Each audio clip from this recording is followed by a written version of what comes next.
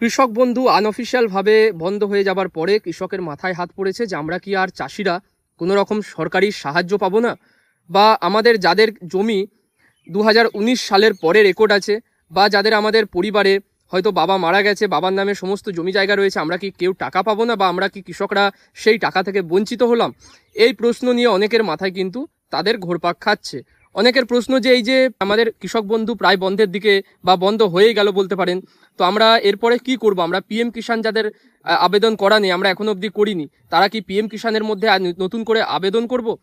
বা যাদের পিএম কিষাণ পাশাপাশি কৃষক বন্ধু দুটোই আমরা যারা পাচ্ছিলাম, তো এখন কি আমরা পিএম কিষাণ যারা পাচ্ছিলাম তারা কি এভাবে রানিং পেয়ে যাব, নাকি তাদেরকে আবার নতুন করে রেজিস্ট্রেশন করতে হবে?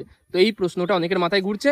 এছাড়াও আরও নানা রকম প্রশ্ন, মিসলেনিয়াস প্রশ্ন রয়েছে, যেমন হচ্ছে ধরুন রেকর্ডটা রিসেন্ট রেকর্ড দেবো নাকি 2019 সালে রেকর্ড দেবো? এছাড়াও হচ্ছে কি যে বাবার মৃত্যুর পর উত্তরাধিকার সূত্রে প্রাপ্ত জমি রেজিস্ট্রেশন যদি 1 ফেব্রুয়ারি 2019 সালের পরে হয়ে গিয়ে থাকে, তাহলে সেক্ষেত্রে রেজিস্ট্রেশন টাইপ কোন অপশনটা সিলেক্ট করতে হবে?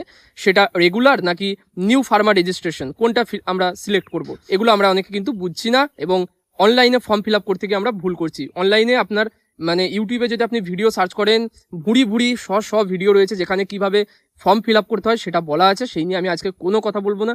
শুধুমাত্র যে সমস্যাগুলো আপনাদের হচ্ছে ফর্ম ফিল আপ করতে গিয়ে, বা যে জিনিসগুলো লাগবে, যে ডকুমেন্টসগুলো লাগবে, বা কারা কারা এই পিএম কিষাণ কারা কারা পাবেন আর কারা কারা পাবেন না, কারা এই পিএম কিষাণের মধ্যে অন্তর্ভুক্ত হবেন না, সেই বিষয়টা আপনাদের জানতে হবে। কারণ না জেনে যদি আপনি ফর্ম ফিল আপ করে দেন, কোনো ছোটোখাটো ভুল যদি থাকে সেটা কিন্তু ভেরিফিকেশনের সময় বাদ দেওয়া হবে, এবং পরে আবার ওটাকে এডিট করে আপনি টাকা পেতে কিন্তু খুব সমস্যার সম্মুখীন হতে হবে আপনাকে। তাই বিষয়টা জানবেন ভালোভাবে, জেনে কিন্তু আপনি ফর্ম ফিল আপ করবেন কি করবেন না সেটা ভাববেন। আপনাদের কৃষকদের যাদের কিন্তু পিএম কিষাণ অলরেডি করা রয়েছে, তাদের জন্য একটা সুখবর রয়েছে। আগামী 20 জুন আপনাদের কিন্তু ইনস্টলমেন্টের টাকা দিয়ে দেওয়া হবে, এবং এরপর থেকে ঠিক আছে, এরপর থেকে যে 6,000 টাকা টোটাল দেওয়া হতো পিএম কিষাণের জন্য, সেটা 9,000 টাকা করে দেওয়া হবে আপনাকে। টোটাল সারা বছরে 9,000 টাকা মোট দেওয়া হবে 3টে কিস্তিতে। তো নিশ্চয়ই বুঝেছেন আমি কি বলতে চাইলাম। এরপরে হচ্ছে এই যে 9,000 টাকা, এটা আপনারা কারা পাবেন? তো যাদের আধার সংযুক্ত ব্যাংক অ্যাকাউন্ট বা ইকেওয়াইসি সম্পন্ন করা রয়েছে, এবং যাদের জমির পর্চা রয়েছে। জমির পর্চার বিষয়টা নিয়ে অনেকের কিন্তু সমস্যা রয়েছে। জমির পর্চা বলে রাখি, যাদের ফেব্রুয়ারি মাসের 1 তারিখ 2019 সালের ফেব্রুয়ারি মাসের 1 তারিখের আগে যাদের রেকর্ড করা রয়েছে, পর্চা থাকুক চাই না থাকুক, রেকর্ডটা যেন 2019 হচ্ছে 1 ফেব্রুয়ারির আগে হতে হবে। 1 ফেব্রুয়ারির আগে যদি আপনার রেকর্ড থেকে থাকে, সেই রেকর্ডের ভিত্তিতে আপনি কিন্তু সেটা থেকে পর্চা বের করবেন, এবং পর্চা বের করে বা ওই রেকর্ডের কাগজটাকে কাজে লাগিয়ে আপনি কিন্তু পিএম কিষাণে নিজের নাম অন্তর্ভুক্ত করতে পারবেন। যাদের রেকর্ড 2019 1 ফেব্রুয়ারির পরে যাদের রেকর্ড আছে, তারা কিন্তু এখন আপনাদের নিজেদের যে নামটা রেজিস্ট্রেশন করাতে পারবেন, কিন্তু আপনারা টাকা পাবেন না। টাকা পরবর্তীকালে যদি সরকার কোনো নিয়ম চেঞ্জ করে, বা পরবর্তীকালে সরকার যদি ভাবনা চিন্তা করে, সেক্ষেত্রে আপনাকে কিন্তু পরবর্তীকালে আপডেট করে দেওয়া হবে এবং টাকা দেওয়া হবে। এখন বর্তমানে একমাত্র যাদের 2019 সালের আগে রেকর্ড রয়েছে তারাই টাকা পাবেন, বাকিরা রেজিস্ট্রেশন করে রাখতে পারবেন, পরবর্তীকালে টাকা দেওয়া হলে আপনি পাবেন। এটা হচ্ছে মোদ্দা কথা। এরপরে হচ্ছে এই যে রেকর্ডটা কিন্তু আপনার যার নামে হচ্ছে, যে আবেদন করছে আবেদনকারী, তার নামে কিন্তু রেকর্ড থাকতে হবে। প্রত্যেক পরিবার পিছু কিন্তু একজন করে পাবে। আচ্ছা, পরিবারের অর্থটা এখানে তারা কি বোঝাচ্ছে না, হচ্ছে একজন স্বামী, একজন স্ত্রী এবং তাদের নাবালক সন্তান। এটা হচ্ছে একটা পরিবারের সংজ্ঞা হিসাবে তারা ধরছে। তাই অবশ্যই পরিবারে যার নামে পর্চা রয়েছে তাকে কিন্তু ফর্মটা ফিল আপ করতে হবে, অর্থাৎ তার নামেই ফর্মটা ফিল আপ হবে, সে হচ্ছে আবেদনকারী। আচ্ছা, আপনারা আবেদনটা কোথায় করবেন? না, বর্তমানে কিন্তু এখন আপনারা ওয়েবসাইটে গিয়ে আবেদন করতে পারেন, pmkishan.gov.in, এই ওয়েবসাইটটায় গিয়ে আপনারা কিন্তু আবেদন করতে পারবেন। ডেসক্রিপশনে আমি লিঙ্ক দিয়ে দেবো। অথবা আপনারা নিকটবর্তী যে কোনো সিএসসি সেন্টার যেগুলো রয়েছে সেখানে গিয়েও কিন্তু আবেদন করতে পারেন, অথবা আপনারা কিন্তু জনকল্যাণ শিবিরে সেখানে আপনাদের সমস্ত নথি নিয়ে গিয়ে আপনার নাম সেখানে রেজিস্ট্রেশন করাতে পারবেন, বা আপনাদের নাম কিন্তু নথিভুক্ত করাতে পারবেন। তো এই হচ্ছে প্রসেস।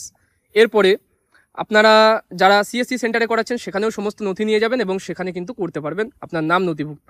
কি ডকুমেন্টস লাগছে? না, প্রথমে হচ্ছে আপনার যার নামে আপনি আবেদন করছেন বা যে আবেদনকারী, তার আধার কার্ড, তার রেশন কার্ড, তার হচ্ছে ভোটার কার্ড, এবং পাশাপাশি হচ্ছে আর কি লাগছে না, 19 সালের আগের পর্চা, অর্থাৎ 1 ফেব্রুয়ারি 2019 সালের আগের রেকর্ড করা পর্চা। বুঝেছেন? আগে রেকর্ড করা। এখন পর্চাটি আপনি 2019 সালের আগের হতে পারে, 2019 সালের পরে হতে পারে। আমি বলতে চাইছি রেকর্ডটা যেন 2019 সালের আগে থাকে। বুঝেছেন? রেকর্ড যেন 2019 সালের আগে হয়ে গিয়ে থাকে। পর্চা আপনি যদি কালকে বের করেন, দিয়ে যদি আজকে আবেদন করেন, সেক্ষেত্রে কোনো সমস্যা নেই, আপনি কিন্তু আবেদন করতে পারবেন। এরপরে যে বিষয়টা আপনাদের অনেকের ডাউটস রয়েছে সেটা হচ্ছে না কারা কারা এই টাকা পাবে না, এটাই তো, কারা কারা এই টাকা পাবে, কারা কারা এই টাকা পাবে না, কারা কারা এই পিএম কিষাণ সম্মান নিধির জন্য কারা কারা যোগ্য। প্রথমে আপনাকে একজন কৃষক হতে হবে, সরকারি রেকর্ড অনুযায়ী তা আপনার নিজস্ব চাষযোগ্য জমি থাকতে হবে, অর্থাৎ আপনি পর্চা বা রেকর্ডের যদি আপনার জমি থাকে সেক্ষেত্রে আপনি একমাত্র পাবেন। আচ্ছা, কারা পাবেন না? যারা আয় করদাতা অর্থাৎ যারা ইনকাম ট্যাক্স দেন, যারা হচ্ছে কোনো প্রাতিষ্ঠানিক জমির মালিক, অর্থাৎ ধরুন কোনো মসজিদ বা মন্দির বা কোনো একটা গ্রামের ধরুন কিছু জমি রয়েছে বা পাবলিক প্রপার্টি রয়েছে, সেগুলোর জন্য আপনি কিন্তু কোনো রকম এখানে আবেদন করতে পারবেন না। তৃতীয় হচ্ছে যারা সাংবিধানিক পদে রয়েছে, অর্থাৎ এমপি, এমএলএ বা হচ্ছে পঞ্চায়েত সভাপতি, তো এরা কিন্তু আবেদন করতে পারবে না। যারা এই পদে রয়েছে বা যারা আগে ছিল এই পদে, কেউ কিন্তু এটাই আবেদন করতে পারছে না। আচ্ছা, কারা যোগ্য? ক্ষুদ্র ও প্রান্তিক কৃষকরা এই সুবিধার কিন্তু অন্তর্ভুক্ত হবেন।